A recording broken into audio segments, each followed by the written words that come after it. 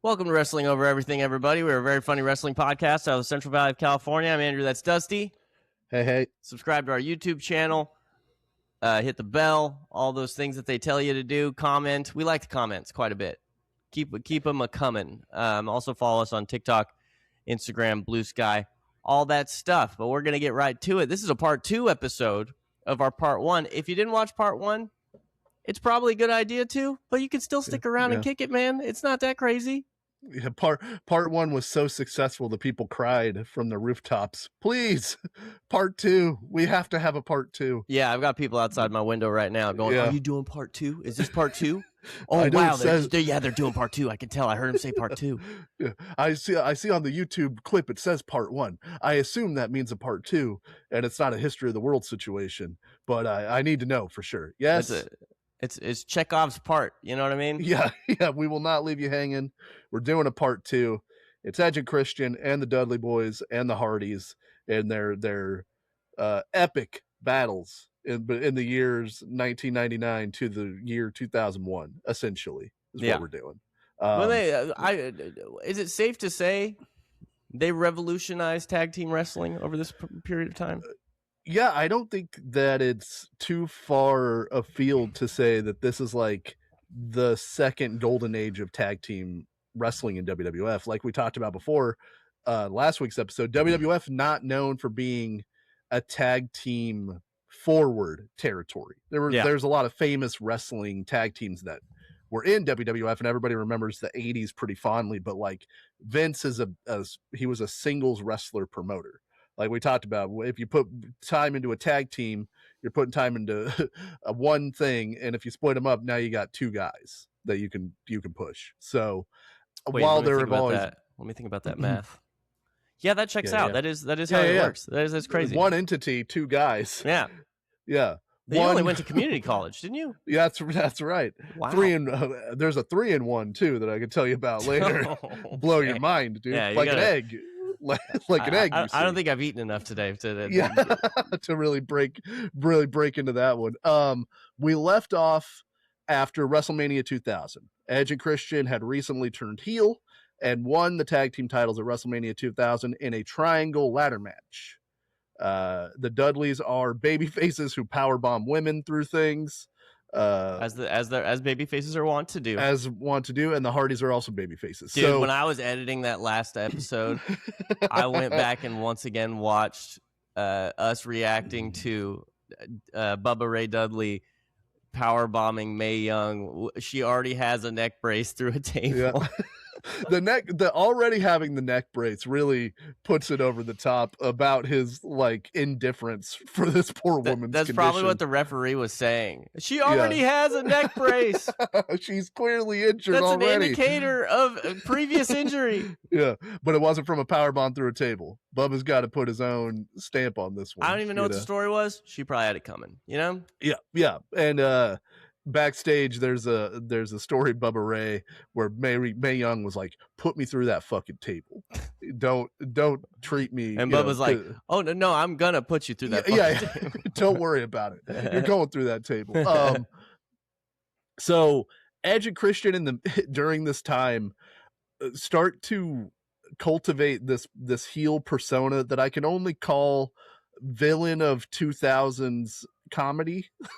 Like big frat boy, American Idol, villain of the American Hi-Fi music video for anybody that wants that gets that reference. Yeah, they're the guy at the frat party that is like has their arm around the girl that the kind of simpy, kind of weak protagonist wants.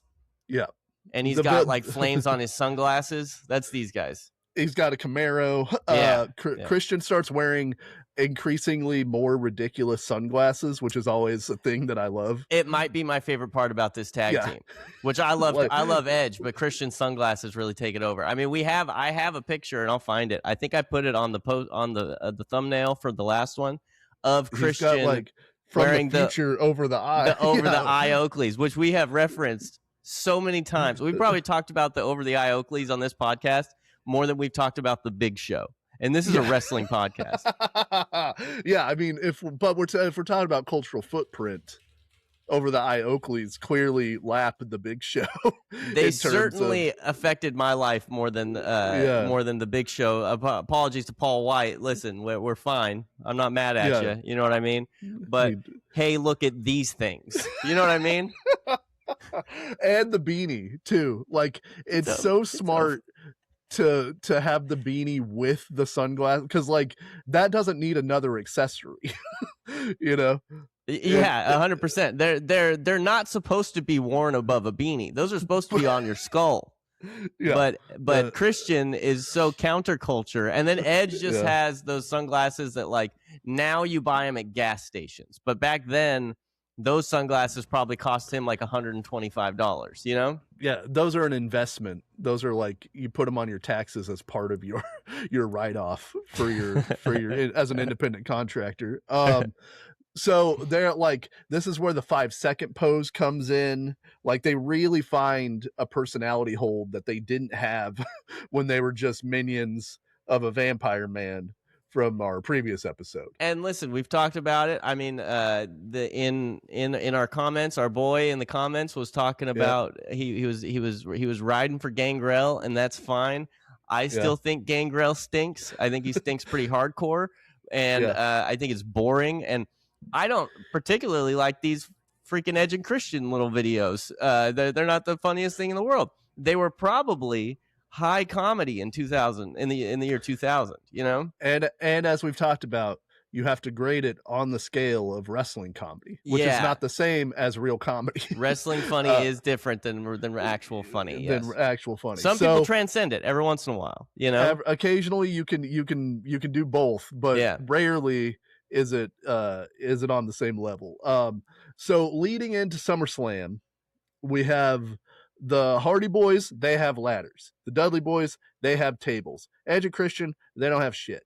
They're just cowardly heels. Oh, so okay. I know where you're going here. But then on the July 31st episode of Monday Night Raw, Edge and Christian and the Hardys are wrestling for the tag team titles. And the Hardys are about to win the belts when Edge comes in with a steel chair, bashes Jeff with the chair to get a DQ, and then Christian grabs a chair, and boom, birth of the concerto. This is the first canonical concerto. Where before was BC, now we're living in AC. After concerto. After concerto, yeah. So we are currently in the when was this, 2000? Yeah, we're in year 26. 26 post AC. After concerto. Yeah. Post concerto. PCE, the post concerto age. Or PCA, there we go.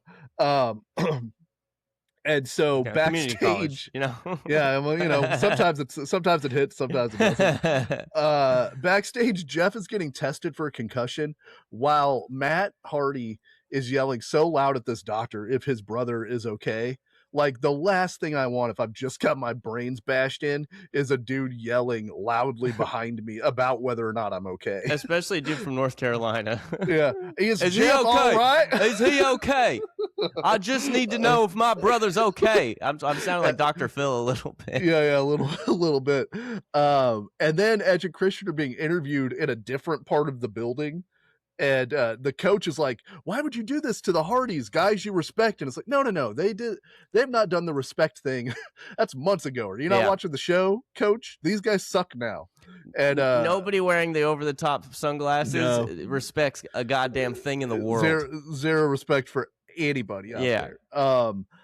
And so then Matt Hardy, because he's a smart guy, decides to try to fight two dudes because he's so mad about avenging his brother. Listen, you concerto my brother. It's on site. We're going out. We're going to have. There's a lot of things you can do to my brother. You know, like I love the man, but I'm a small dude. As soon as you concerto my brother, It's happening. I'm gonna have to make you beat my ass. Yeah. I don't know how many of them it's going to take, but I know how many they're going to use a classic Shout out to Ron Ron White line. Yeah. The Edge and Christian, Edge has got this awesome line where he's like, we always thought that Jeff's head was a little too big, so we just wanted to flatten it for him. Yeah. And then what happens after that is Mick Foley comes out. I could not find this clip on the internet anywhere. But he comes out and essentially creates the TLC match because he's like, all right, Hardys do ladders, Dudleys do tables, you guys do chairs. We're gonna call it a TLC match, and that is the birth of TLC. Can I ask you a question about this? Yeah. Isn't a ladder match a TLC match? Well, this is where we're getting into semantics, because I would say that the WrestleMania 2000 match, which does feature tables and chairs as well as ladders, is technically a triangle ladder match. But because a ladder match does not have a disqualification rule, you can use anything you want. Yeah, in it. So yeah, but this is so they can brand the shit. You know how they. Yeah, I know how it goes. Yeah. And it's kind of like a hey. Yeah. I know. Before you could, but now you kind of gotta use all. of them, you know. Now we're really doing it. Yeah. So we get to SummerSlam 2000, a pay-per-view that I watched at my home in the year 2000. Shout out to Kathy. Dude. Shout out to Kathy buying the pay-per-view. Yeah, August 27th, 2000, from Raleigh, North Carolina. I turned 10 5 days before. Hell yeah. What a dude, time. This was at the time maybe the best SummerSlam that they had ever put together. There's 18,128 people, 570,000 buy rate, and this is while Steve Austin is not on the show. So this is like the hottest time for The Rock. And then this is the tag teams. I think this TLC match did significantly boost the interest in this show, just because you had seen all the crazy shit that these guys could do, and all three of these teams were over. I listen, and yeah, 100%. I think like you could tell in the previous episode, part 1, how hot all of this was, and how freaking stoked people were to see all these matches. I'm a little butthurt that my man Shane O'Mac lost to Steve Blackman for the hardcore title in this match. Did Shane have a big spot? Would you believe that Shane McMahon fell off the side of the Titantron? Oh yeah, I've seen that. Okay, I thought that was that one. Yeah, I thought that might have been that. Could I tell you that he got hit with a kendo stick in the back, and that somehow made him fall flat of his back backwards off the top of the Titantron? That's my guy. You know what I mean? He likes to get hit in tall places. Yeah. he's got enemies. The opposite of it. Yeah. He's the anti-Garth Brooks. He's got enemies in tall places. Yeah. we were both rushing for the same spot. Listen, everybody listening, I need you. I'm not going to do it myself. I need you guys to clip that and send it to your friends. Okay, that is the stuff that you're going to get on this podcast. By the way, I also see Eddie Guerrero and China defeated Val Venus and Trish Stratus. Did you see that Val Venus wrestled recently? I did see that. Did you see him come out and do the Balboski stuff? I did see that as well. Did you see that he looks like he's 70 years old? I also saw that. Yeah, I saw each one of those things happening, and then I saw a very unflattering and cruel side by side of Val Venus clearly on the gas. Yeah. In 1999 versus Val Venus now. To be fair, how old is Val Venus? We gotta look at how. Would you guess? Guess how old Val Venus is? Oof, I'm gonna say Val Venus is 56 years old. A very good guess. He's 55 years old. He turned 55 in March, and he looks fine for a 55-year-old man. He does. Yeah. I would have guessed just by seeing that guy that he's a jacked 63-year-old man, but. Right. Yeah. I mean the gas and all that tang, you know what I mean? Yeah. Years of just crushing as the big Valboski takes a toll on you. I've heard crushing ages you pretty well, you know what I mean? Look at Mick Jagger. look at Ric Flair. Yeah, well, he is a rock star. I was gonna say one thing that Ric Flair is that Val Venus isn't. He's a rock star. We reference that video so often, and I don't play it enough. Nobody knows what I'm talking about because I'm the only one who noticed when he did that.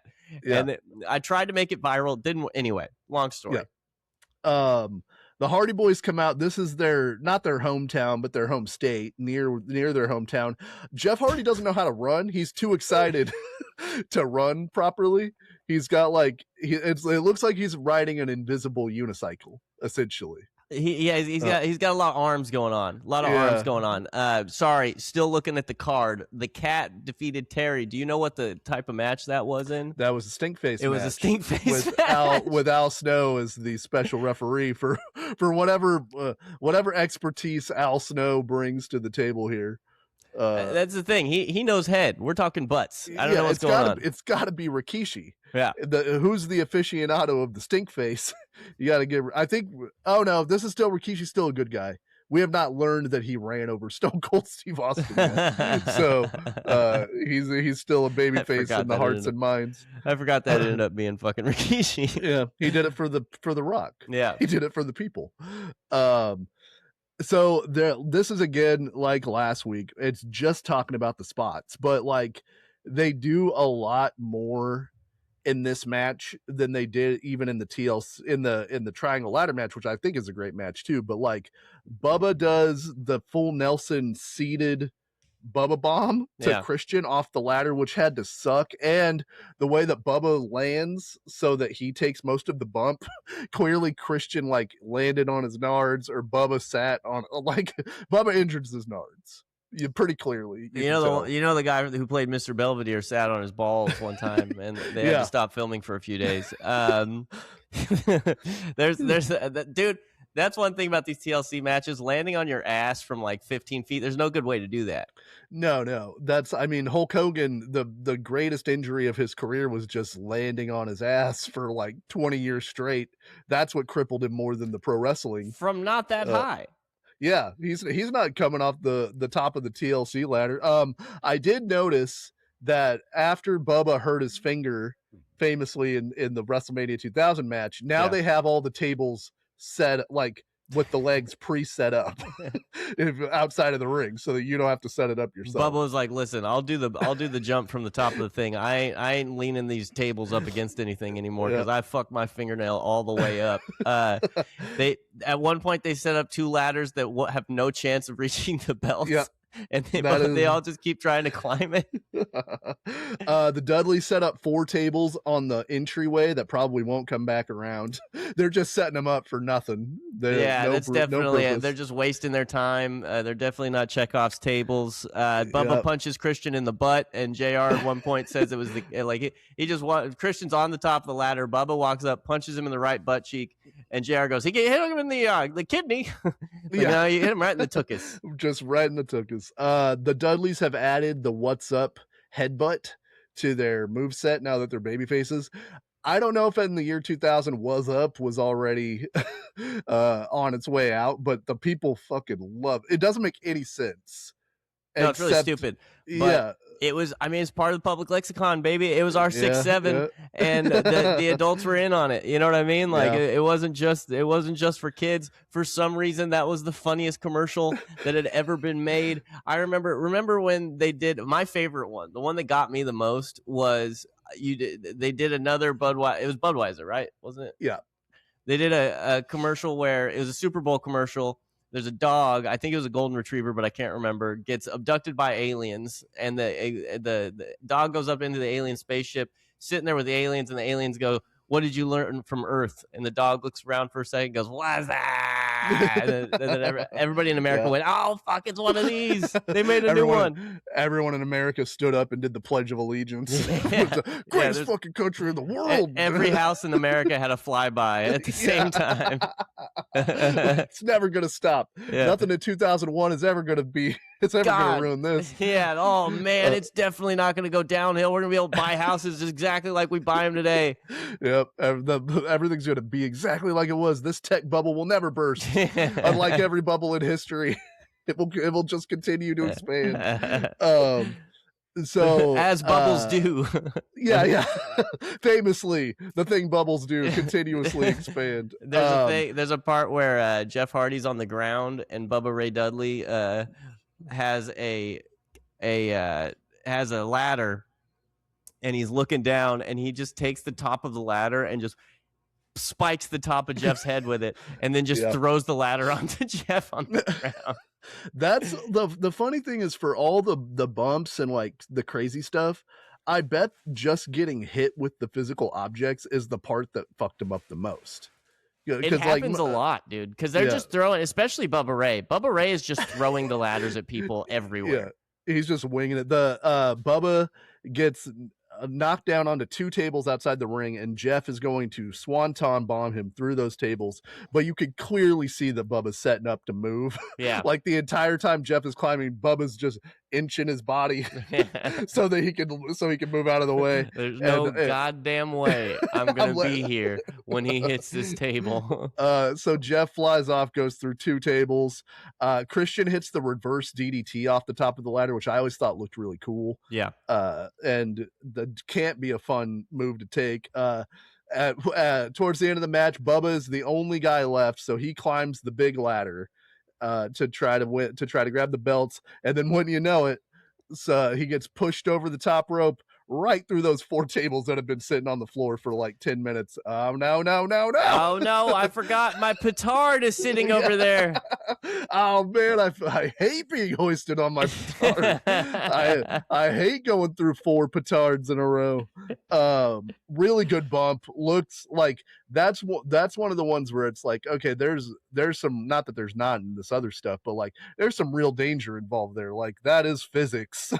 That Bubba's a big man jumping off that ladder, going through those tables. Well, and I always just feel like, somehow they always hit 3 of the 4 tables. Like, because I always feel like there's a chance that they just like kind of hit the top tables and like skip, or like they push the one and they just end up just hitting the ground, you know?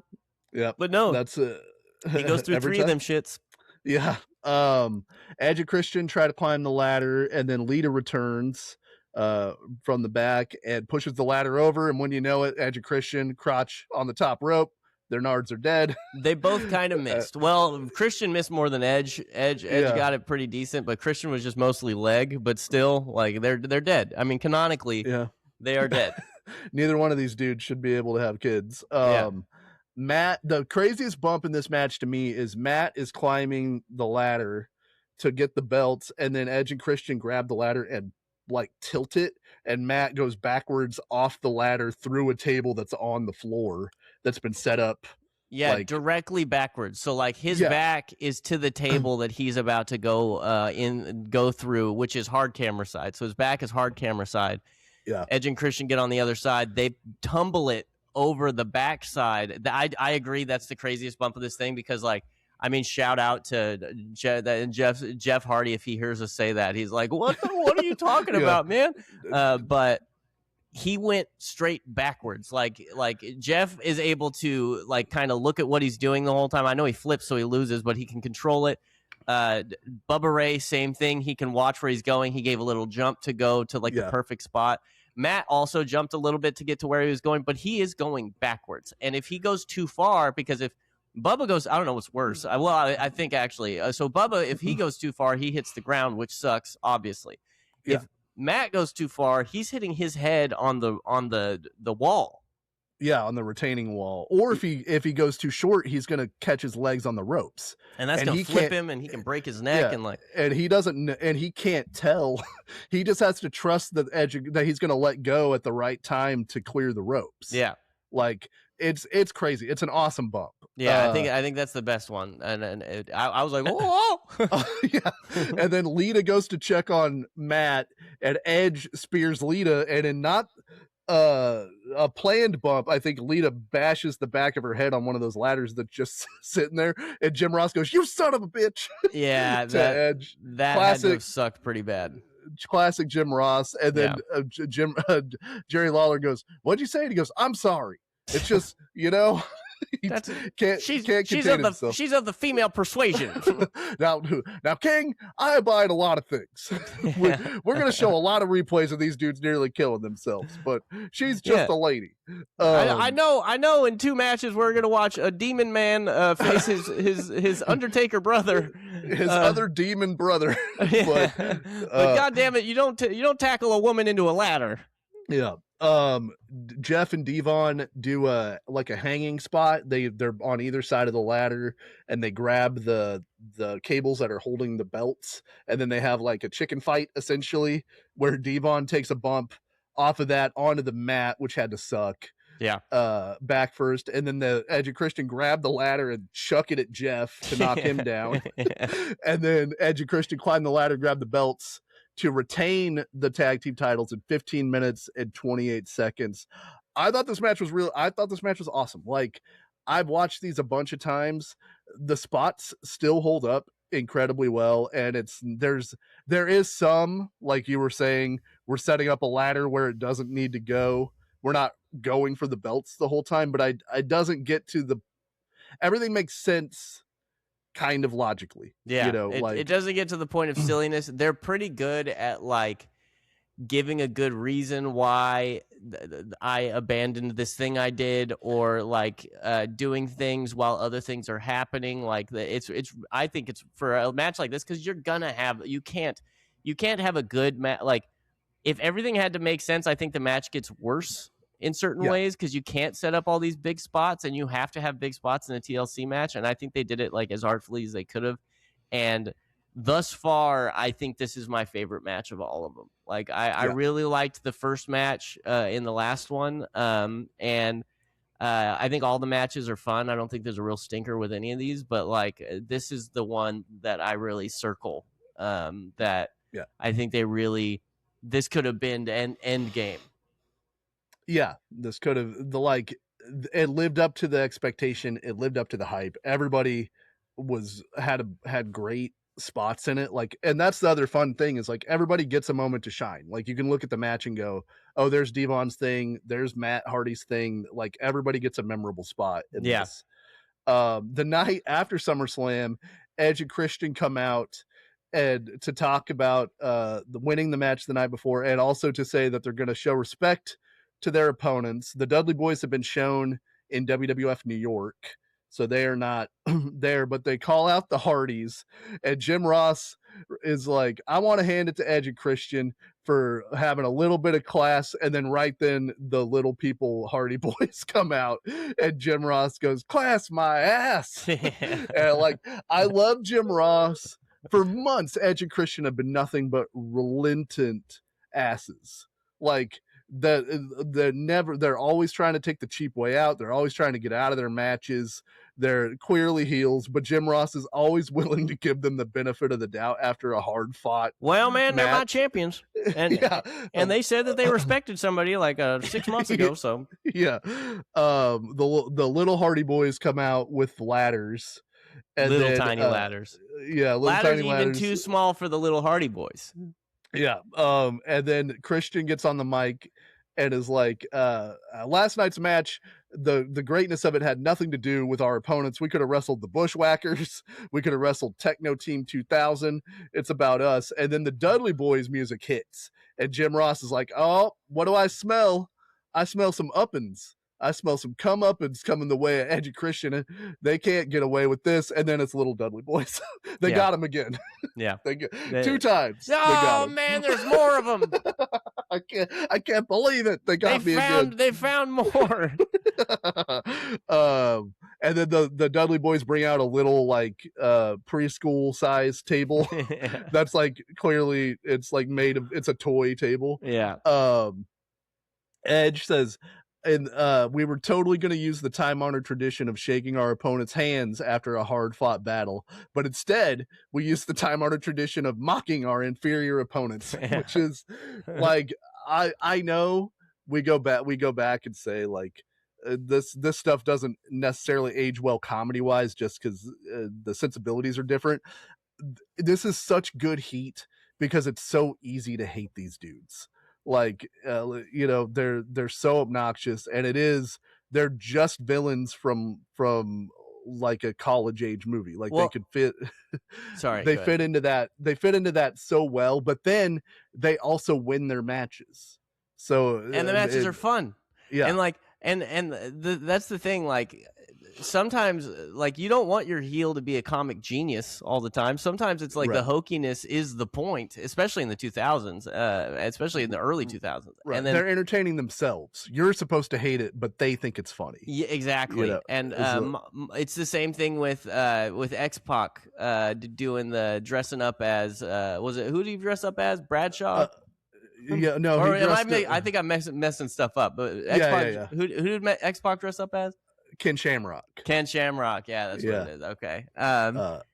But it's the same stuff. It's like it's annoying, and they're supposed to be annoying. But mocking our inferior opponents is funny. When they were holding the belts up high and having the guys like try to jump up and reach up. Listen, I do think little people humor is funny. I do. I saw at an open mic the other day, a little person went up on stage. His name was Poncho. I wish I knew his last name. Crushed, bro. He was so funny, and it wasn't all little people humor. He did a little bit of it, but like he was just good. I was super proud of the little guy. I carried him out on my shoulder. It was great. Bought him a little tiny martini. So Edge and Christian, in honor of their victory, are going to do not a 5-second pose, 37-second pose for the and while they're doing that, the Hardy Boys actually come out, and like Jeff Hardy is not in a good place right here. This is the night after this match. He's clearly in pain, and they're like, "Hey, can you do a whisper in the wind into a little ladder?" And he's like, all right. I guess. You've had me losing my goddamn home state, but that's fine. Listen, okay, I'll do this. It's like Chris Pontius. I'll do this if he gets me out of something later. He's like, I'll do this. You guys can't drug test me for 4 months. Look, I literally fell off this ladder. You're gonna have to give me a reprieve for a minute, or you're gonna have to not be shocked about what you find. One of those two things is gonna have to happen. You either got to not look, or you got to be real cool when you do look. Is everybody gonna be cool if I do that? So they chase them off, and then they continue the Hardy Boys and Edge and Christian feud. The Dudleys move on for a little while. So Edge and Christian are in the ring talking about how they have a time machine, totally awesome time machine. Yeah. And so they are going to present the Hardy Boys from the year 2050. And when you know it, out come little people Hardys that are old. Yeah. These guys they can find a little person to play any part. I didn't know there. Listen, I don't want to be insensitive. I didn't know there were old little people. That's unless the makeup department's doing a Jackass type situation. And then Jerry Lawler goes, "That is Jeff. He's still coloring his hair weird," which is, and he's like, "Matt has glasses now," which is awesome. And they ask Jeff how he feels, and he goes, "Too extreme," and then he starts coughing because he's old. And then they asked Matt, are they still spelling things with a Z in the future? Which did make me laugh. Christian asks the little Matt Hardy that, and then Matt is like, "I'm cold and hungry." And so then of course Lita's music plays, and out comes a little old Lita that Jerry Lawler could not have felt like. He was friends with Andy Kaufman, and I wonder if he ever laughed at anything as hard as he's laughing at this segment where the little Lita says that she loves prunes now. And like Lawler cannot stand it. Well, and I can tell you this, and listen, I've got them on my screen right now. I'm trying to find a screenshot. These are just short men. Like these aren't. You don't think these are okay? I don't think they have the affliction. To be honest, let's not use affliction. I mean, it's a condition. A condition. Okay. Hey, splitting hairs. But I don't know. Yeah. I think they're tweeners. I think if we're gonna call them anything, we're gonna call them tweeners. Okay. Little Lita though. is really trying to keep a straight face the whole time. Like, Yeah, he thinks what he is doing is the funniest thing. He is Jimmy Fallon in every SNL sketch. He's gonna put it on his sizzle reel. Yeah, he's like, I can't believe this is gonna get me. This is gonna get me in front of Lorne. He's not gonna be able to believe that I can keep a straight face through this comedy. Yeah. So Mick Foley comes out and he's like, that was awesome. You guys rule. But these aren't the Hardys from the future, because if they were, they'd tell you that the tag team title match you guys are going to have is going to be inside a steel cage. And of course, that forces Edge and Christian to pull the heel face. Well, not a steel cage. Oh, man. I was really hoping it was anything but a steel cage. I thought I could just be mean with no consequences. Yeah. Edge, by the way, star glasses. I like them. Yeah. Dude, I think I saw a thing where they were like, we would go through every airport and just find the most ridiculous. Every airport and gas station, we would stop and look at the sunglasses rack and just buy the most ridiculous ones we could find. Anywhere you could buy just a bunch of horse shit. Yeah. And so then the Hardys and Lita run out, chase off Edge and Christian. Then we get another segment where the Hardys are in the ring and Matt is cutting a promo, and Edge and Christian interrupt them, because another through line through this whole thing is that the Hardys can't cut promos. Like, Edge and Christian very purposefully in every one of their interactions are like, the Hardy Boys cannot talk. Well, and that was good at promos. That's kind of the funny thing about this whole thing, is that like you've got these 3 tag teams, 6 guys, and the orators of these 6 guys are Edge and Christian, not the best orators. Right. But I'd say Edge is better than Christian, but yeah, the best of the 3. Although Christian does have the "do they spell things with a Z" in 2050 line. It's a good line. The funniest line of all of the it is of all of these promos. So while they're cutting the promo, we go backstage to Edge and Christian, who have somehow, who knows, found Matt and Jeff Hardy's old backyard wrestling tapes from whenever they were kids, and they start reviewing the backyard tapes for the promos. And Matt Hardy, not a bad pair of sunglasses here. He's got like the 90s like wraparound sunglasses that are like snowboarders would wear in 1990. Yeah, I'll try to find a screenshot of him for his character, which is High Voltage. And then he cuts a promo about how he's going to beat his brother Jeff, who is the Wolverine. And Jeff Hardy is rocking Ultimate Warrior style face paint in 1990, because obviously Ultimate Warrior was, I believe Jeff Hardy has said, his favorite wrestler at that point. And another part of this that's very funny is Edge and Christian keep calling them by their full names, Matthew and Jeffrey. Yeah, look at them sunglasses. That's Vanilla Ice. And the earrings. Yeah.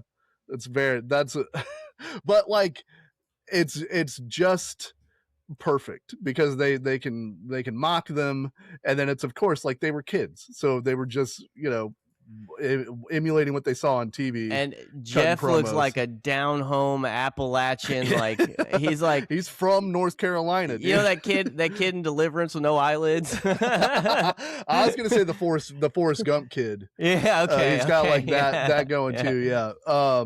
But of course, Edge and Christian give it 2 thumbs totally down. Yeah. And this leads the Hardy Boys, of course, again, because they're the hayseeds in this situation. They're like, we got to go backstage and find these guys. Yeah. And like Edge and Christian couldn't have sent this in and not been in the building. They're like, they have to do them. If something happens on a wrestling show, it happens in the building where everybody is all the time. They set up a theater in the building with a projector screen. They had popcorn. They had the whole thing. One of my favorite little touches is when, I think it's when Jeff is on the screen, Edge is throwing his popcorn at the screen. Yeah. They go backstage, they find where it's been set up, but Edge and Christian aren't in there, and then Edge and Christian attack them from behind. Lita goes fucking face first into this wall that they had put the projector on. Lita's face ends up in the doo-doo quite often in this whole thing. Like, and Matt runs her into this wall, and then they concerto Matt to get the heat on him. So it's like they're just building and building. It's like Edge and Christian keep winning these matches, and Edge and Christian keep mocking the Hardys, and they get no reprieve until we get to Unforgiven 2000, which I also watched at my home. Shout out to Kathy. Shout out to Kathy, 2 bro. months 2 months in a row. Must have been a good year for Kathy. Yeah. The 19,315 people were in Philadelphia, Pennsylvania at the First Union Center. This is, I don't like a tag team steel cage match. I don't think that the rules of this match make any sense. So we could get to it later, but the rules are both guys have to escape for you to be able to win, or you can win by pinfall. Yeah, that's the base rule here. They start out, they double powerbomb Christian into the cage. They like run him into the cage, and then they're beating him up against the ropes in the cage, and then Jeff gets on top of the cage and looks like he's going to do a swanton bomb, and then straight up falls off the cage. Yeah. And like busts his ass. And I can't figure out, like, maybe this is where I'm a rube. It's still real to me. I can't figure out if this was what was supposed to happen and they pivoted, and it's pretty good considering they had to pivot, or if Jeff accidentally fell off the top of the cage and then they had to pivot, because it doesn't make, like, he's out of this match in like 3 minutes.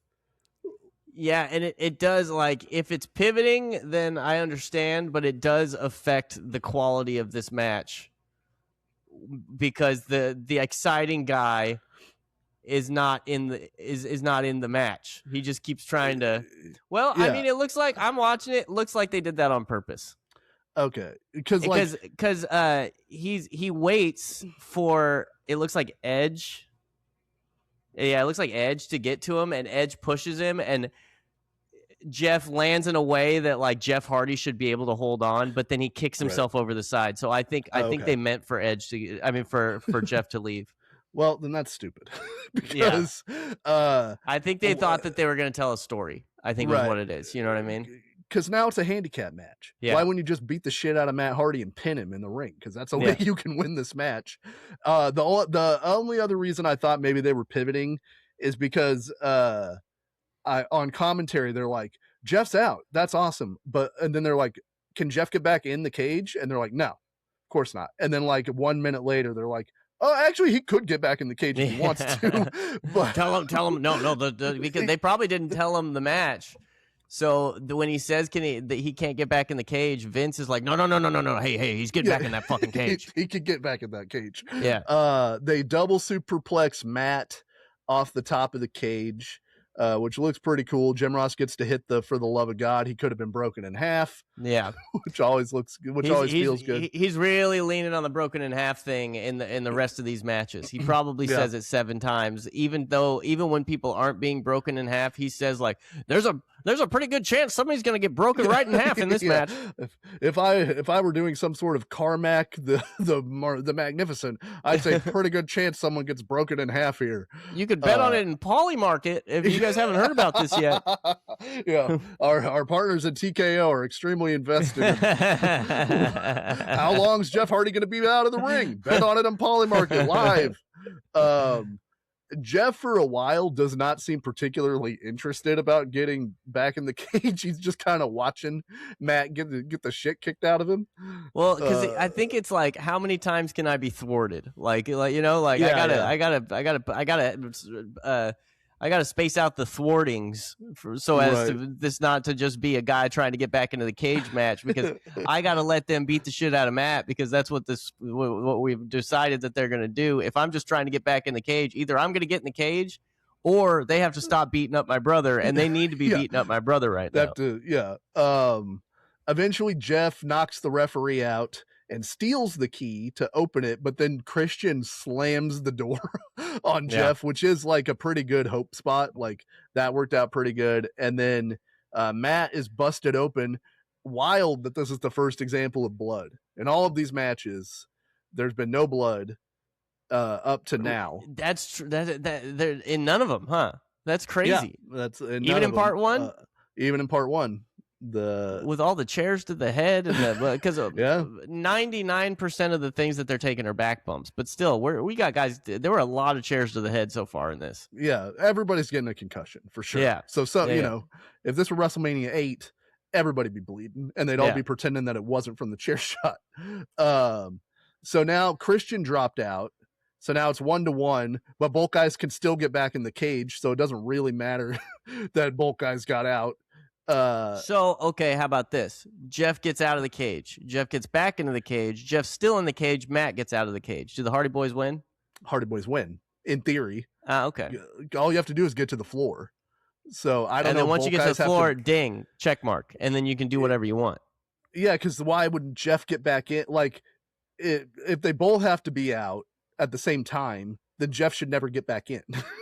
And the only reason they get back in is because they're beating up your brother, and then they can both get out if they beat your brother up good enough. You know what I mean? Yeah, right. So, you know, it's like I just don't I don't know what the solution to the tag team cage match is, but I don't know that I love this version of it. Yeah, you don't need a guy to leave the cage immediately, especially like. Sorry to everybody else, the most exciting guy in the whole shebang bang, you know. But there's the other thing is like, unless you're jumping off the cage, the high flying stuff is tough, and you can't. How many times can you jump off the cage? You know, right? You're gonna run into that problem with some of these things later too. Like, eventually Jeff gets a ladder from under the ring, so now they're teasing like the ladder and the cage. And then he uses that to get back in, and then he goes to hit a whisper in the wind off the top of the cage, the flipping, like the back to front flip thing. Nobody catches Jeff Hardy. He hits nothing. Like, if they had both been on opposite sides of the ring, he would have been caught just as well.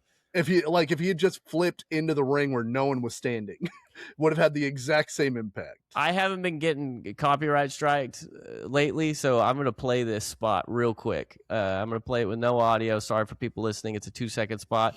He's at the top. He jumps. Doesn't touch a goddamn thing. Doesn't touch it. The first thing he touches is the ground, and then because they can't waste this spot and they can't be like he didn't touch anything, Matt and Edge are dead. They also have to fall down. Yeah, but there's not a hand. There's no catch. Nothing. This dude just jumped off the top of the cage for nothing. Zilch. And so, and Jeff's probably on the ground going, "What the fuck, man? I got back in the cage for this. You guys couldn't at least like throw a stiff arm out there or something? I just hit the ground, dog." Just right well, they keep saying the cage is 15 feet. Andrew, as the official height spotter of the podcast, what do you think? We're not at 15, high. Right? It's high. Yeah, I don't think we're at 15. I think maybe 12. It's higher than I want to jump. No, it not sucks. Get caught. It definitely sucks. It might be 15 feet to the ground, to the like outside floor. Oh, right, to the floor. I think that is feasible. But I think it's probably like 12 feet, 11 feet to the canvas, which is still like, I mean, you're backflipping to your feet, like, because he hit his feet first, but he didn't like land it. That sucks. Listen, somebody's got it. I know you don't want to get in the way of that, but the hard thing is he's flipping, so like you don't know what to catch. Like, and he kind of lands vertically, so it's like, how could they have caught him? Like, he's got to land more flat, but like, I don't know. It's just he's got velocity on his side. He did not flip slow, dude. He flipped fast. Jimmy, you flip fast. Jeffrey, you flip fast. You flip fast. Lita comes out and all of this, and then uses the cage and the ladder to do a Hurricane Rana to Christian and also busts her ass. She lands straight on her tailbone on the floor. She got a pretty good Hurricane Rana on her though. Like, she hits another one in the TLC 2 match. That's pretty good. Yeah. And then to finally get their revenge, Matt and Jeff are on top of the cage with Edge, and they take the chairs up there, which is like stupid because that's much more setup than you could get away with. Like, both these guys have to prop the chairs, then they got to climb, then they got to undo the chairs, and the whole time Edge has to be like, what's going on with these chairs? What are you guys doing up here? You certainly aren't going to do my signature move back to me as some sort of ultimate revenge, right? Wait, I see 2 chairs. Oh, no. No, man. They bust Edge's ass with the concerto. He takes a pretty impressive back bump straight from the top of that cage back into the ring. Yeah. And then the Hardys drop to the floor, win the tag team titles, 14 minutes. This was pretty good, but it doesn't reach the level, obviously, of like a TLC. And just, I think some of the design of this match hinders it from really going to the next level, as far as the rules and stuff. Yeah, there's a lot of limitations with the cage. I think, the steel cage is a really good promotional tool that I think doesn't always deliver. I think it's pretty often that it doesn't deliver as much, because you're really in a steel cage match setting up for one spot, because people aren't like really the people aren't going to pop for a guy getting his forehead thrown into the cage that often, and like, you can have a serviceable wrestling match, but every time you set up a steel cage, you're setting up for the time that somebody flies off the top of that cage. We had 2 guys fly off the top of this cage on this one, but I think this was one of the weaker ones, and it was still fun. Like, it wasn't like a 0, but do you have the star rating for this one? I'm gonna do the star ratings at the end for all of them. Oh, cool. Okay. Okay. So that leads us, dude. They are hot potatoing these tag team titles from 2000 to 2001 like crazy, and I don't necessarily mind, because there's a lot of tag teams, and like the tag belts are one of those ones where it's kind of fun. Like, oh, anybody could win it at any time. Yeah. Sort of thing. But like, well, especially when they're doing these big stipulation matches. Like, when you do these big stipulation matches, like, it can be not fluky, but you can have surprising victories, and like, it's kind of a toss up every time. It's not on wrestling skill. It's on craziness and who dies first, right. Who falls through the 4 tables. Yeah. As to who sits on the Iron Throne, but from the time that the Dudleys won it in episode 1, where they beat the New Age Outlaws, it's the Dudley Boys, Edge and Christian, Too Cool, your guys, get a brief run with the belts. Gotta give it to them. Edge and Christian win it back from them. The Hardys win it in the cage match we just watched. Edge and Christian win it back from them at the next pay-per-view. Then the Hardys win it back the next night on Raw. Then briefly Right to Censor win the titles before Edge and Christian win them back. The Rock and the Undertaker get a reign in here for a minute. Edge and Christian win them back from them. This is like Edge and Christian win them on December 10th.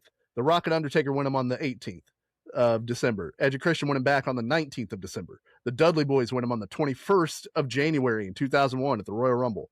Then the Hardy Boys beat them for the belts in March. And then on March 19th, Monday Night Raw, Edge and Christian win the titles from the Hardys and then lose them to the Dudley Boys on the same show. Like, well, I think part of it is, like, a lot of times your draw for a specific belt is the champion of that belt. Like, it was, Roman Reigns when he was the champ, and like all this stuff when you're these long running. Gunther really made the Intercontinental Championship when he was the title holder.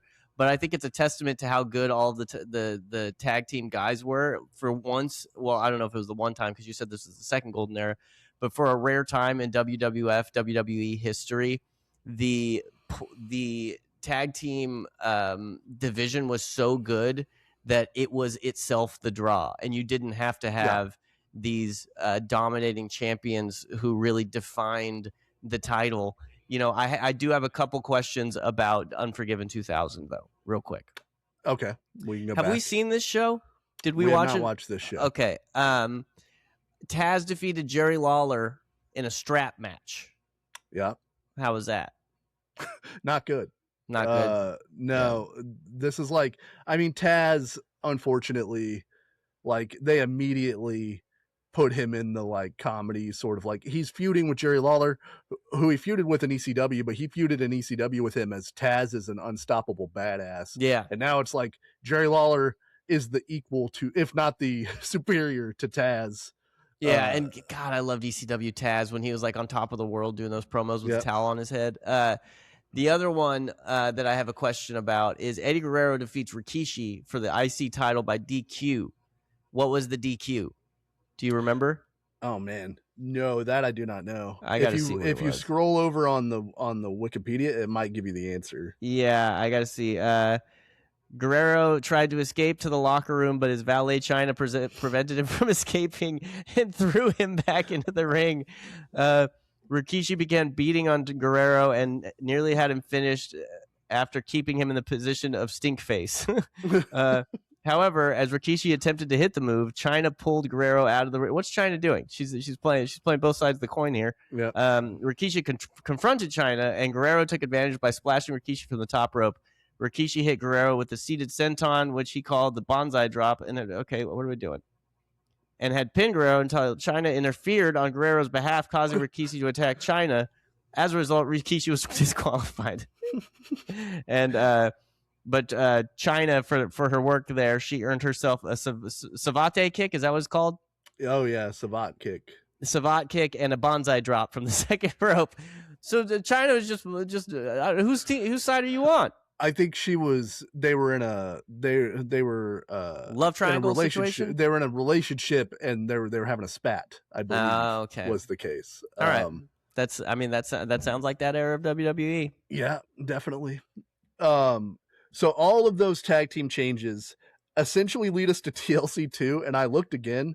There's not a really good reason for them to have this match other than, hey, we still got all these guys, and we did it last year, and it was awesome. Let's just run it back, which I don't have a problem with necessarily, but like I was looking for like a storyline reason why they needed to redo TLC, but no, just big show. Let's put them out there. You know what was fun last time?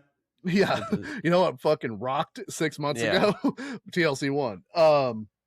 The Hardys are out here, double mesh shirts from the Hardys. Which they're looking good. Yeah. And this one has Paul Heyman on commentary with Jim Ross because Jerry Lawler had quit a couple months before because they fired his wife, and then he threatened to quit, and he thought that would keep them from firing his wife. Turns out they fired him too. So you played yourself. Yeah. This is real. This actually happened. It's not in the storyline. No. Who is his wife? The cat at the time. Okay. Who was previously of Stink Face match fame. Imagine like being the cat and realizing they wanted to get rid of me so badly that they were willing to also get rid of Jerry Lawler because it meant getting rid of me. That's this is maybe the peak of Christian glasses. I think this is wraparound Oakleys, over the top Oakleys that he comes out in. Listen, I'm on board. No notes. And then the thing that they did add was everybody has a second. So now the Dudleys, because ECW went out of business, they have Spike Dudley. The Hardys have Lita, obviously, and then Edge and Christian have Rhino, who they were friends with in the Indies. ECW's out of business.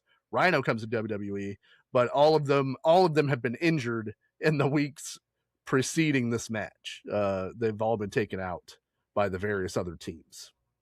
Oh, so the expectation is that they will not be involved. Yeah. It's not over the head glasses for Christian, but it is the next best thing. It is giant blue glasses. Oh. Yeah, I like the giant bug glasses. Yeah. I can imagine him at the airport being like, "Look at these fucking things." Yeah, people are gonna hate these. Yeah. They start the match again. It's just chaos. Like the Hardys hit. They used to do this move. I think it used to be their tag team finish, where one of them did a splash from one corner and the other did a leg drop from the other corner. Looks really cool when they actually coordinate it and they hit at the same time. Yeah. But when they don't, it sucks. And I think that's they might have injured somebody with it, and so they didn't use it very often. But they do it off the ladders, and it works really well in this match. Yeah, it was good. And Jeff was like doing his lean over and point thing before they did it. Yeah. Jeff gets power bombed onto Edge through a table on the outside by Bubba Ray, which is pretty sick. The Dudleys start building another four table thing structure, which probably again won't come back. Yeah, we'll see how this works out. We'll update you on this story as it develops. Yeah. Back to news anchor 1 for further details. Christian, and they're just piling stuff on top of stuff. Yeah. Like these guys are unhinged. It's very funny that the Dudley that the Dudley boys are baby faces. Yeah, and they're just the meanest bastards in the world. I wrote down a lot of Chekhov's tables are being set up in this match. The one in the corner, there's like one leaning up against the corner, like somebody's definitely going through that table. Then there's one caddy corner on the floor that's very clearly being set up caddy corner on the floor by Christian. Like that's not how you would set up a table casually, you know? Yeah.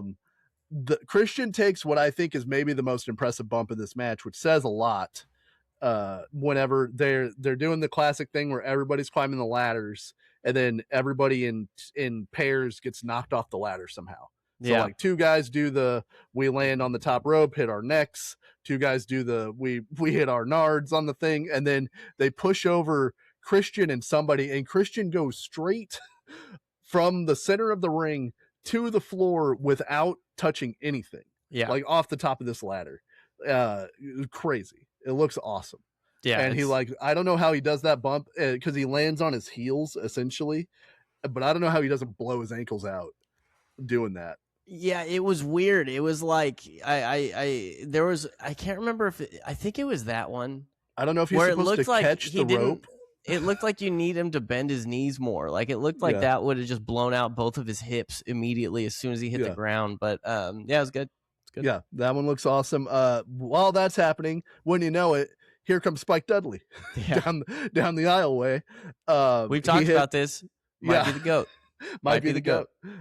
He hits a newly rechristened Dudley Dog to Edge, which is his finish. It was in ECW, it was called the Acid Drop, which is a way cooler name. Yeah. But they can't call it that in WWE. So he hits that using the ladder as his like fulcrum to Edge, and then he runs over to poor Christian, who's just fallen off the top of this ladder and is getting up in the corner, and he pivots from inside of the ring to over the top rope to hit another Dudley Dog through that perpendicular table to Christian, which also looked awesome. That was a great spot. Essentially killing Christian.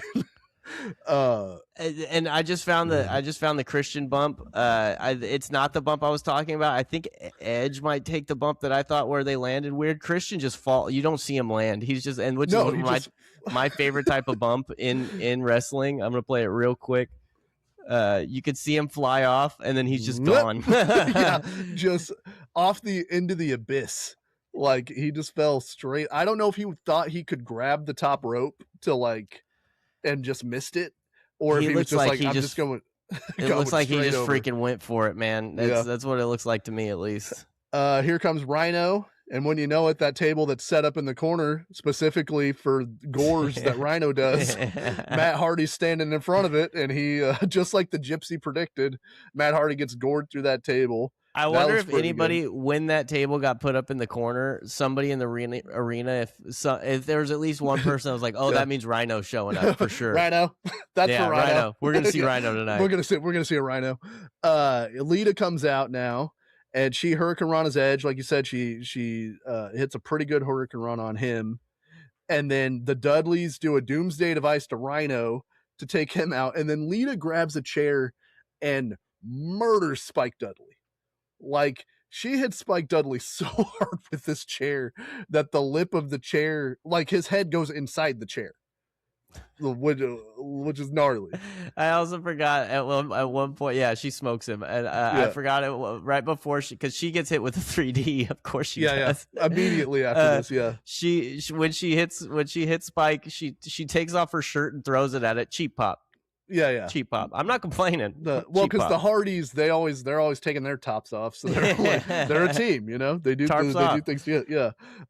Then Lita gets 3D'd, and then the Christian throws a chair to Bubba Ray, who grabs it, and then Edge slams that chair with a chair into Bubba Ray's face. And all of this stuff that I just described is like boom, boom, boom, boom. Like, it's awesome. Yeah, it's actually it's the other way around. Edge throws the chair, I just watched it. Oh, Edge throws okay, the chair. Christian hits him with the chair. I love any wrestling spot that requires you to throw a chair to somebody because they'll instinctually catch it. Yeah, I love it. and thinks now they've got the one up on you. Oh, you just threw your weapon at me. Couldn't have been that you had a second part to this plan. The one that really kills me is like when they treat wrestling like a real sport, and there's guys who are like, no, I do film study. I'm like watching this guy's other matches to learn his moves and blah blah blah.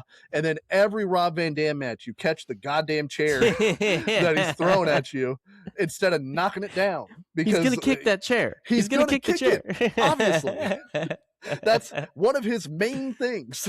Like, it's the same thing as when people sit on the bottom rope with Rey Mysterio. Yeah. Oh, like, man. I'm just gonna take a little siesta right here. I'm glad he's not cooking anything up behind me.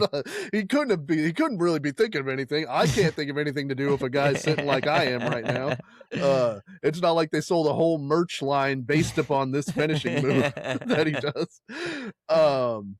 So then okay, so they kill Bubba. Oh, then of course Jeff hits a giant swanton bomb on the outside to Spike Dudley and Rhino, but like you said, it only breaks one of the tables, and Rhino kind of just slides off of his unbroken table into Spike, and that kills them off. And then they get the big ladder, we're talking the ladder. This is the ladders other ladders look up to that they want to be when they grow up. Yeah, it's a compensatory ladder. You know what I mean? Yeah. If you need a ladder that big, you know what's going on. Right. Yeah. This is the lifted trucks of ladders. And there's truck nuts hanging off the top of the ladder. Yeah. This ladder don't run is what it is. And they have like 3 ladders set up to get to the big ladder. And Jeff tries to do this walk across the top of the 3 ladders that almost makes it. And it would have been so cool. Yeah, would have been the hero for 10,000 years. Yeah. Unfortunately, he doesn't do anything cool in the next few minutes to make up for that. But he falls down, so then he has to set the ladder back up, and then he's climbing it, and then Bubba Ray helpfully grabs the ladder out from under Jeff Hardy's feet and puts it in the corner, which is just a nice thing for Bubba to do. Oh yeah. And while that's going on, Edge has climbed in the corner to the other giant fucking ladder and spears Jeff. It may be the most famous single image, or at least top 5, maybe even famous image in WWE canon. Edge spears Jeff Hardy off the top of this giant ladder, and of course it's about yes, that's the freeze frame I want, because of course it's about Jeff taking this insane bump to his back straight from the top of this thing. But Edge's face when he pops up after doing this spot is one of the funniest things in history. It's so good. And I've showed a couple things. I'll show this and see if we get sued. It's insane. It's just oh man, I went back too far, but wham. And that look up for a second is just he knows he just did something special. You know what I mean? He didn't kill his friend. He guided him down correctly. It's nuts. It's one of the craziest bumps in history. It's awesome. I can't think of very many spots in the history of wrestling that I put with this one. Like, I mean, Foley going off thrown off the cage. Yeah, and then this. And, it's got to be those two, yeah. As maybe the most replayed moments in WWF history. And listen, Shane O'Mac going back. Shane O'Mac, he's definitely he's getting up there. But all right, so Jeff's dead. He couldn't be any more dead. If you come back from that, what are we doing here? You know? Yeah. Bubba and Matt get up on the ladders because there's still a match to win in this thing amidst all of this. Yeah. And Rhino grabs the table or grabs the chair or the ladder from the other side, pushes it. Of course, when you know it, ladder set up in the Bubba's having deja vu from SummerSlam 2000. It's fucking no. Yeah. And this one's awesome too. It's both of them. They obliterate these the tables that are on the floor. Yeah, this was a sick bump. This was cool, and it just a mess of humanity laying there. You know what I mean? Poor Devon's the only person left, and he's trying to climb because he's still about winning that championship. And Edge grabs him by the legs. That's all Edge can do now. And Christian is helped by Rhino. Rhino walks him up on his shoulders up to the top of the ladder, and they grab the belts. Again, 15 minutes and 15 seconds. The fact that this match, bell to bell, is less than 20 minutes is insane. Yeah. Like I still love watching it. I never get tired of watching it. I've watched this match probably over 10 times. Oh yeah. And every time I'm still like, it's incredible they set that up. It's incredible they set this up. It's incredible the thing that they wanted to do worked. And Jeff Hardy didn't literally die getting speared off the top of this ladder. It's just unbelievable. And like, even with Jeff falling, like, I like Jeff falling off the ladders when he's trying to walk across them, because it's just chaos. It just adds to the the quote unquote realness of what's happening, you know? And it's not like, it's not machines, you know, like it does add realism. Like, these are real guys working on real stuff, trying to make this happen. So we get Edge and Christian winning the tag titles. I didn't realize this till I was looking today. Edge and Christian have won the tag team titles 7 times. All 7 of them take place in the span of the stuff we watched. When they lose the tag titles after winning them at WrestleMania 17, they never win the belts again. That's pretty shocking, actually. That's crazy. Yeah. In the course of from even crazier if you think about it, it's a 12-month period, because they win the titles at WrestleMania 2000 for the first time, and then at WrestleMania 17 they win them for the last time. So in the span of that year, they have 7 title reigns. How much longer are they together? Until October of 2001, and then Okay. Christian turns on Edge. Okay. That makes more sense. Like, if they had stuck around for a long time. Right. Yeah, and they never really did. They never got the run, the reunion run in WWE with the belts, as far as I can remember. Maybe there's another one hanging out there, but like, the big tag team run of Edge and Christian is this year. Yeah. From 2000 to 2001. And they're like still known as a legendary tag team because of these matches. Like, it's unbelievable. Because everybody associates them together. Like, yeah, it's Edge and Christian. Yeah. Even when they weren't, even as far as they go apart and as much success as they both had as singles, it's always Edge and Christian. Yeah. So these matches that we watched, the tag team ladder match from No Mercy, the Hardys versus Edge and Christian, 4.5 stars. The tables match between the Dudleys and the Hardys, 3.25 stars. The WrestleMania 2000 triple ladder match, 4 stars. TLC 1, 4.5. The cage match from Unforgiven 2000, 3.5. TLC 2, 4.75. Get out of here, Dave Meltzer. What else could they have done?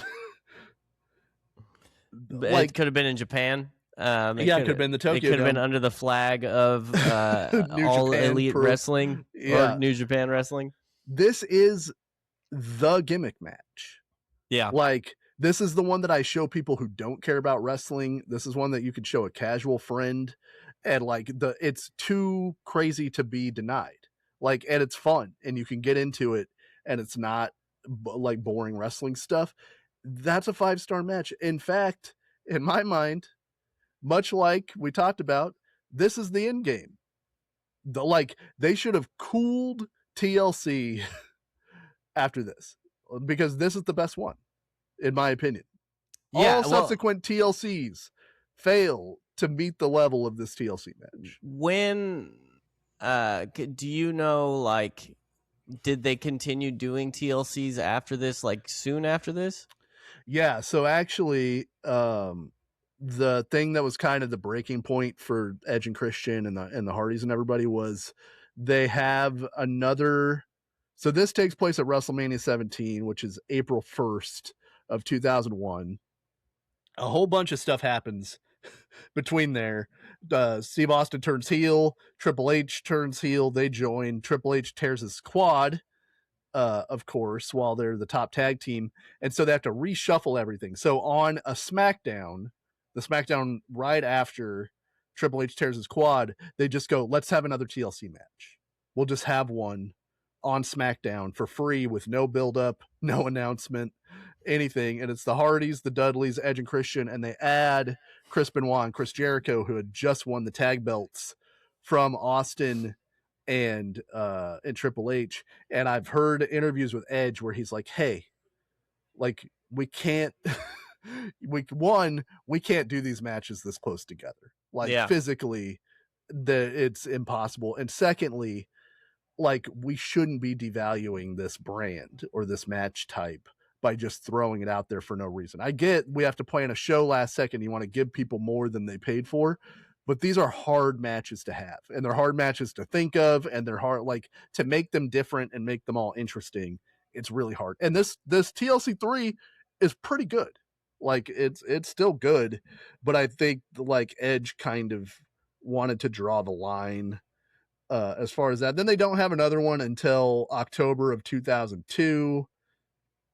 And then they don't have another one until 2006, but they have two in 2006, one in 2008, 2009. They have two. Like it starts becoming like a regular thing, regular thing. And then they make a pay-per-view titled TLC where you have to have at least one of these matches. And it's like, what else could you do? Also, like these guys have thought of some of the most creative things to do that didn't kill anybody. And after TLC 2, I think there was also an edict of like, we need to calm down on the spots.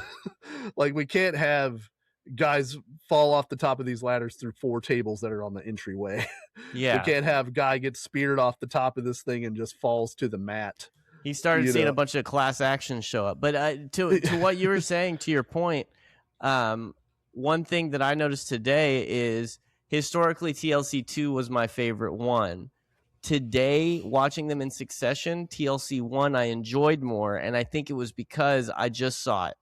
Right. Like once I watched TLC 2 probably in the playlist that we have, maybe like a half hour, 40 minutes after TLC 1 or something like that. Yeah. And it didn't feel the same. It was complete. It was still fun. I mean, right. For Edge spearing somebody from 20 feet high or something like that. But I had just seen all that stuff, so I don't think it hit me as hard. Even though I know historically I haven't. I mean, they're close. It's not like it's a landslide because right. TLC 1 I think is amazing.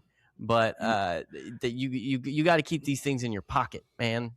Right. It's got to matter. If it doesn't matter, then you're just throwing guys out there to hurt each other. And I think the ladder match, the draw of the ladder match or the TLC match has diminished the more they do them and the more guys they have in them. And like, because you can only come up with so much crazy stuff that won't eventually kill somebody. Like there's a clip going around, not to shit on AEW, but from the last AEW pay-per-view, they did a ladder match and Jack Perry does a destroyer, like a Canadian destroyer off of a ladder onto another guy named Nick Wayne.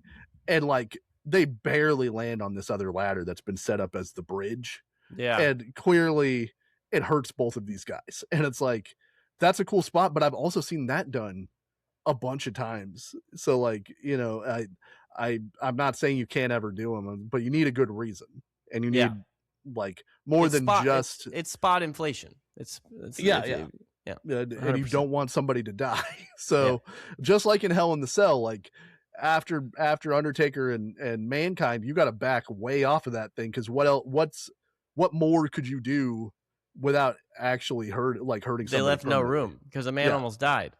Yeah. It's the perfect album. So, his tooth came out of his nose, went through his nose. I don't know if you, I don't know if you know, it went, you figure that out. Yeah. So for the 6 matches we watched, the average star rating is 4.08. Pretty good. And then for TLCs alone, we're talking 4.4.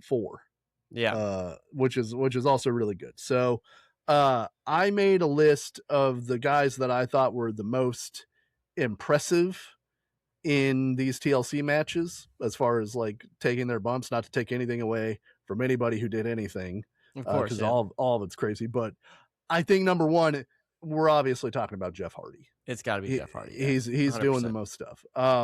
Second, maybe a little bit of surprise. I'm putting Christian. I think Christian takes a lot of underrated crazy bumps in these matches and does cool stuff. I think his offense looks good off the ladder. Maybe I'm rating the fall off the ladder in TLC 2 a little higher because I just watched it, but I think like he's doing a lot of stuff. I'm putting Devon on there in third because of the hanging off of the things. I think those are crazy. Then I put Matt Hardy, then I put Edge, then I put Bubba. But like I said, it's not like anybody didn't pull their weight in this thing. It's in a ranked system. Somebody's got to be at the bottom of this. Yeah, I wish I would have watched it with that thought in mind, because like I immediately think of like Bubba going through those tables twice.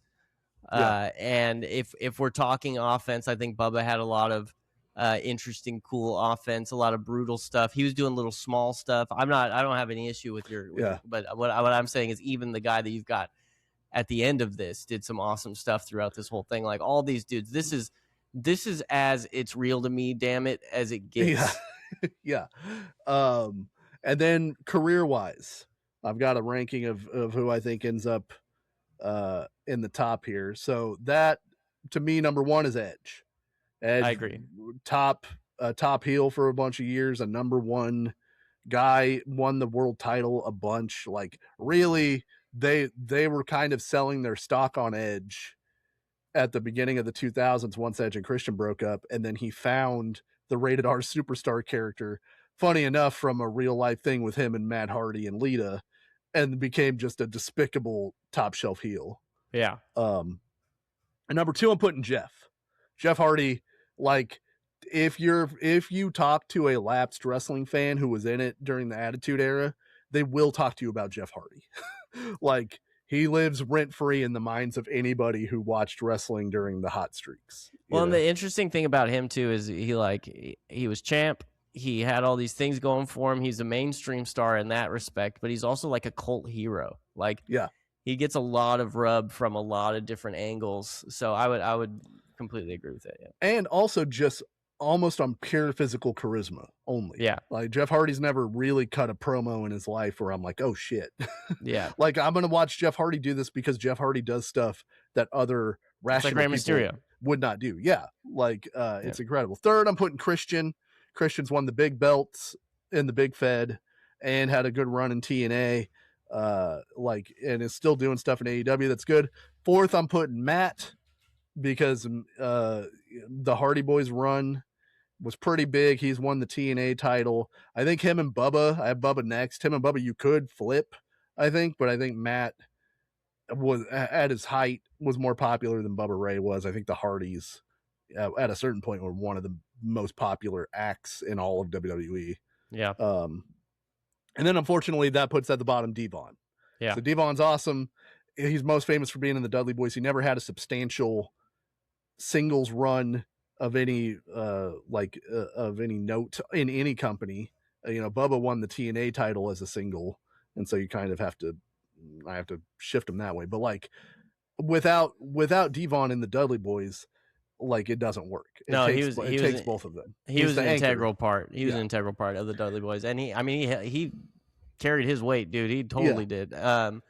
Did you know that Jeff Hardy is about to wrestle for the TNA title? I actually did not know that. I know they're in TNA, just kind of hanging around, but I did not know he was going to wrestle for the belt. That's funny. I believe that's true. I'm looking it up right now, but I saw like a YouTube thumbnail.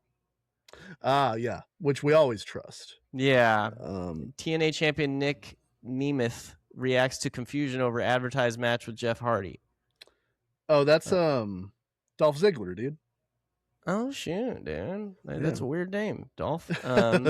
That's his real name, Nick Nemeth. Okay. The match is not aired. Nick responded to the post. All right, TNA's communication is The wording was confused on the adverts for a large part of the audience. We knew the schedule of the league. I take responsibility for not. Also incredible. I don't know what they're talking about. Never mind. Yeah. That's who's to say? Anyway, they should put Jeff Hardy in the title picture because I'll watch.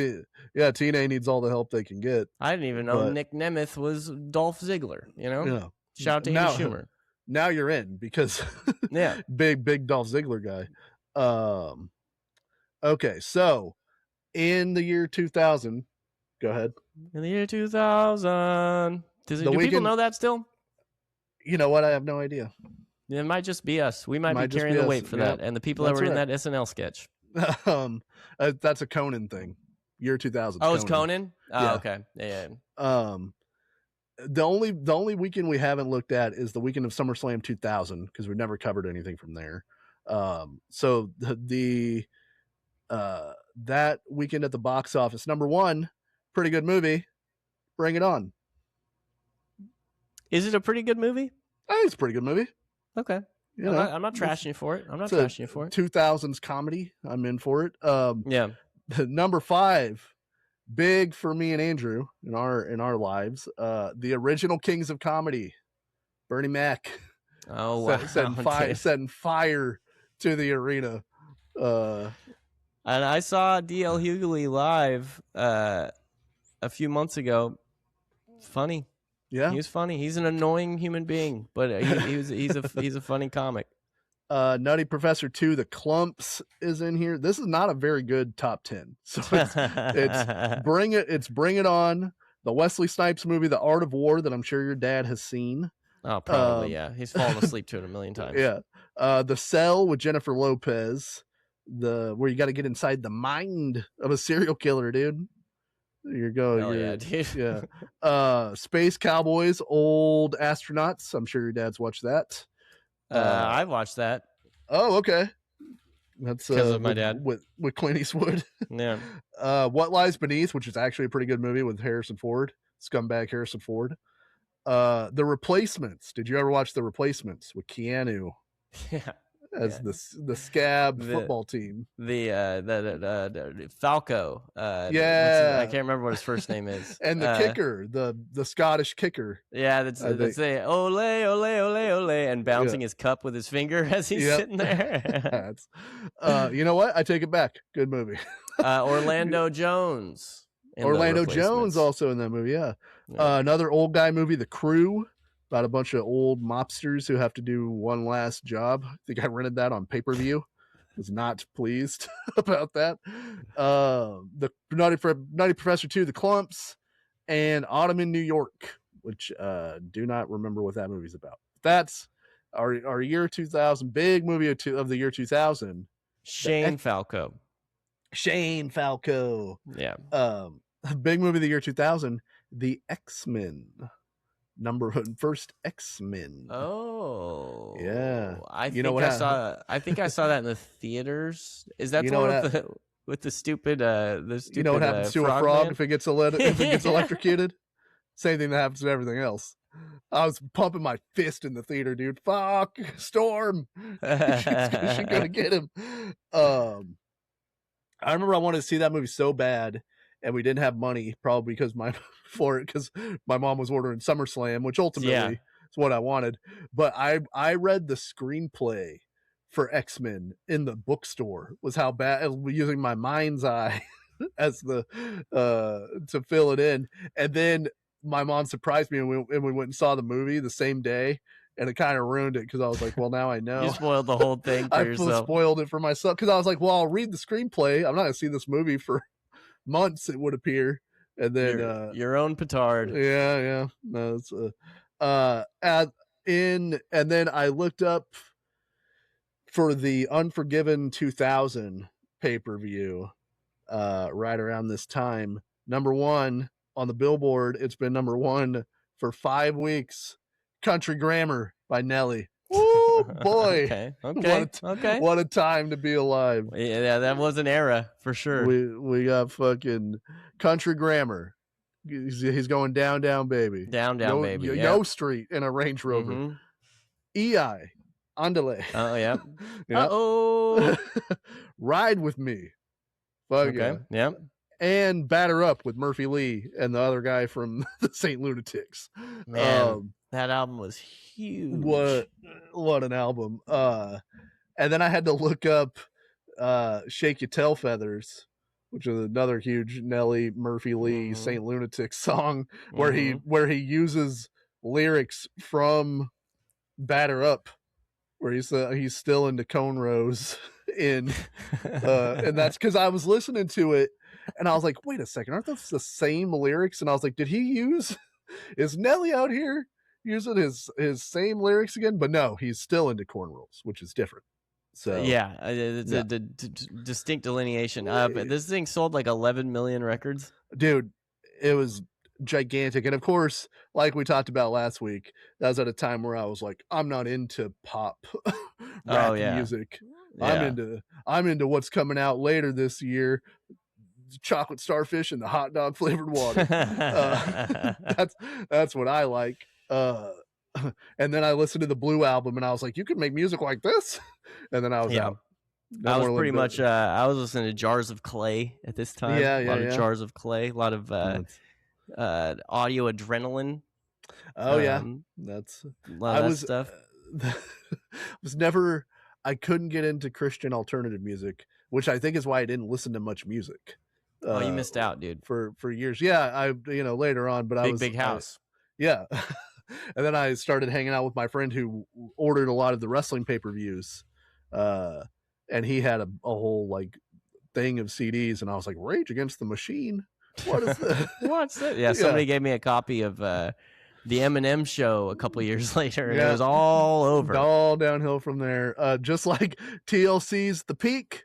And from there we go straight down. So like Andrew said at the top, please like and review our YouTube show. Leave us a comment. Let us know if there's something that you're interested in us covering. We're definitely up to do that if it's on the YouTube that we can watch. Yeah, just better be good.